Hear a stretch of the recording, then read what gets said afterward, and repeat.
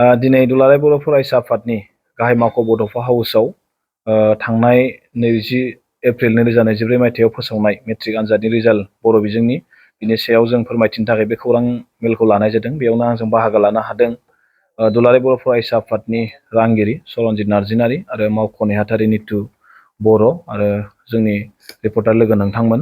दुलाराय बर' फरायसा आफादा बर' बिजोंजों फरायनाय साबसिन बांसिन मासि मोननो हानाय 10थि मासिनो कमल कुमार ब्रह्म देरहासार बान्था होयो आरो सिगांनिफ्राय होबाय थादों। देग्लायबो जों 18थि कमल कुमार ब्रह्म देरहासार बान्था जों होनो थाखाय जोङो थि खालामदों। दा बेयाव जायफोर फरायसाफ्रा बे 10थि मासि आवग्रिनो हादों बे फरायसाफोरनि मुंखौ आं फोरमायथिना होनो नागिरदों। दा बेयाव जोङो सेथि मासियाव मोननो हादों कमलास गयारि गहपुर बड' हाइ स्कुलनि, बिथाङा बिश्वनाथ जिल्लानि, गासै मोनदों 93.83%, बिथाङा सेथि मासि। नैथि मासियाव मोननो हादों देरहासार बसुमतारी, बिथाङा माख्रा हायार सेकेन्डारि स्कुल बिजनीनि चिरां जिल्लानि, बिथाङा मोननो हादों 93.17 नैथि मासि। थामथि मासियाव मोननो हादों बिशाल सोरगियारि, बिथाङा जयभद्र हागजेर बड' हाइ स्कुलनि बाक्सा जिल्लानि, बिथाङा मोननो हादों 92.83। लोगोसे थामथि मासियावनो सासे मोनबावनो हादों प्रियंका कछारी UN एकाडेमि क'क्राझारनिफ्राय, क'क्राझार जिल्लानि, बिथाङाबो मोननो हादों 92.83।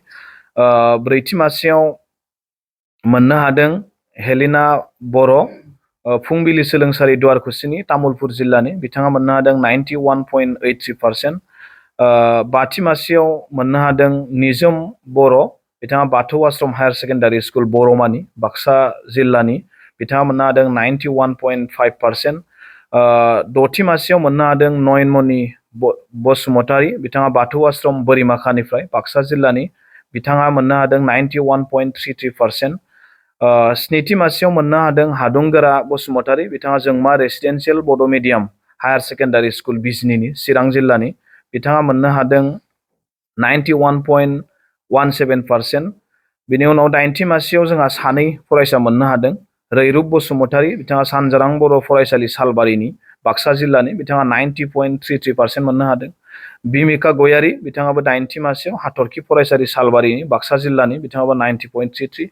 लिपम बर' फुंबिलि सोलोंसालि दुवारकुसिनि, बिथाङा गुथि मासि मोननो हादों, तामुलपुर जिल्लानि, बिथाङा 89.83% मोननो हादों। जिथि मासियावबो जोंहा सानै, जिथि मासियाव मोनदों मरमि गयारि सालबारि हायार सेकेन्डारि स्कुल सालबारिनि, बाक्सा जिल्लानि, बिथाङा मोननो हादों 89%।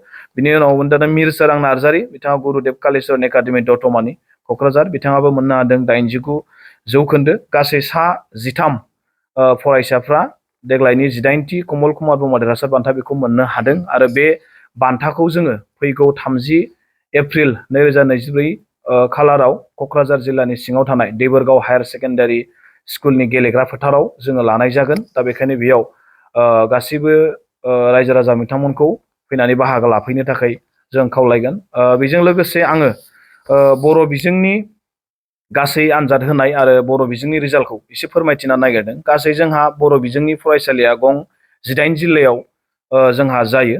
माखासे जिल्लायाव बर' दङबाबो, जोंहा बर' सुबुं दङबाबो बेयाव बर' बिजोंनि फरायसालि गैया।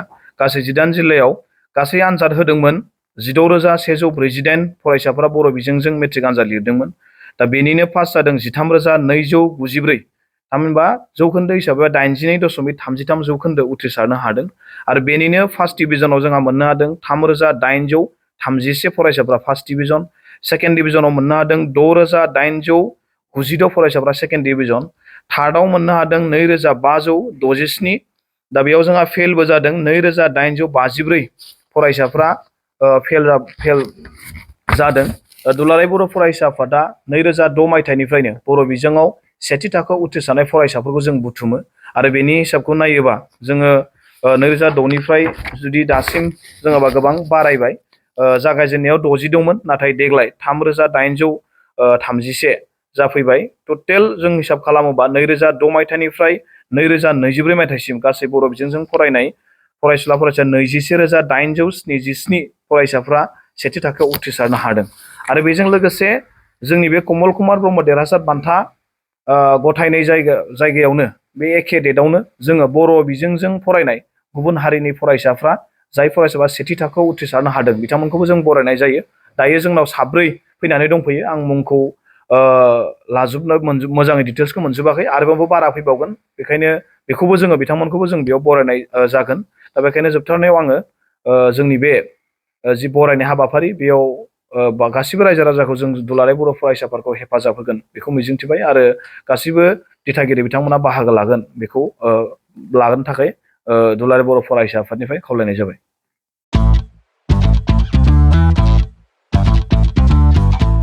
गोजोनथाव खौरां! नोंथाङा नोंथांनि गला एबा अफिस फसंथानफोरखौ जोंख्लाब माख्लाब साजायनो गोसो गैया नामा? नोंथांनि गलाफोरखौ बायदि बायदि रोखोमनि जोंख्लाब माख्लाब खालामनानै साजायनो थाखाय क'क्राझार नोगोरनि सिङाव थानाय गौरां भेलि हटेल साखाथियाव चाणक्य आर्ट एन्ड डिजाइन गलाया लानानै फैदों बायदि बायदि रोखोमनि आर्ट डिजाइन। क'क्राझार नोगोरनि सिङाव थानाय गौरां भेलि हटेल साखाथियाव चाणक्य आर्ट एन्ड डिजाइन गलाया नोंथांमोननि थाखाय लानानै फैदों नोंथांनि गलाखौ जोंख्लाब माख्लाब खालामनो गोबां रोखोमनि आर्ट डिजाइन।